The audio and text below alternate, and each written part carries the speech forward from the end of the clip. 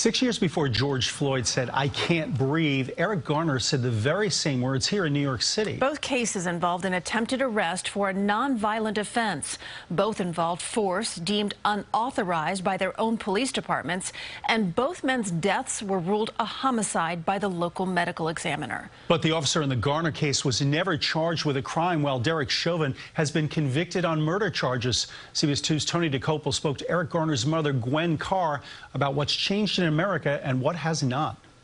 Do you remember where you were today when you heard the news, guilty on all counts? In my house with 2 TVs on. How did you feel in that moment?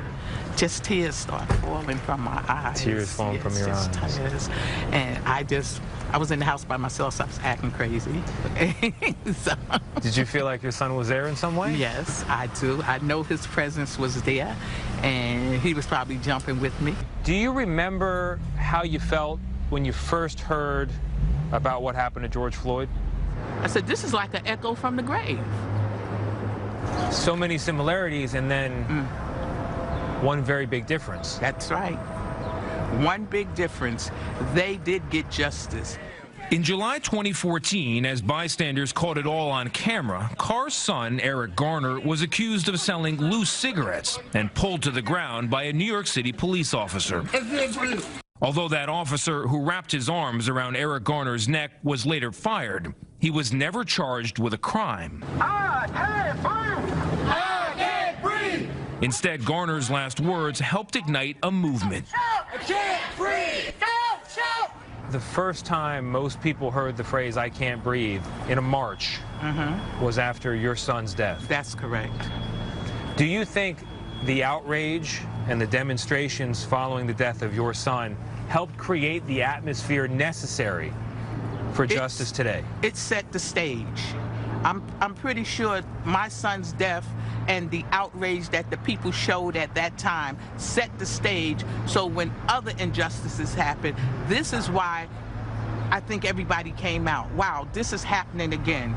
Did you expect at the time, when you heard the details of the Floyd case, that that family would get an indictment, a trial, and now a conviction?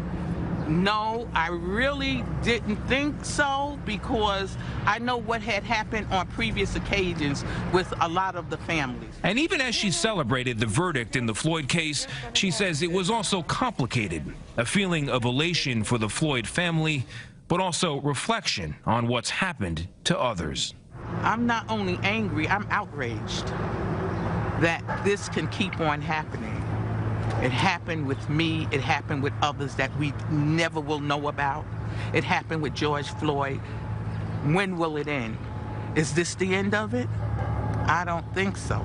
Does today feel in some small way like justice for Eric Garner as well? It's a piece of justice for us all. There's no bringing him back. No, never. But is it some small solace knowing that what happened to him helped set in motion Yes. what happened today? Yes, you have to take the bitter with the sweet.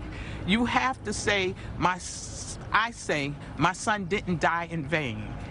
He set the precedent for this day to happen. Carr added that she believes the Floyd case is the exception. Most officers do not face charges, let alone convictions. She mentioned in particular the officers who killed Breonna Taylor in Louisville in that botched raid.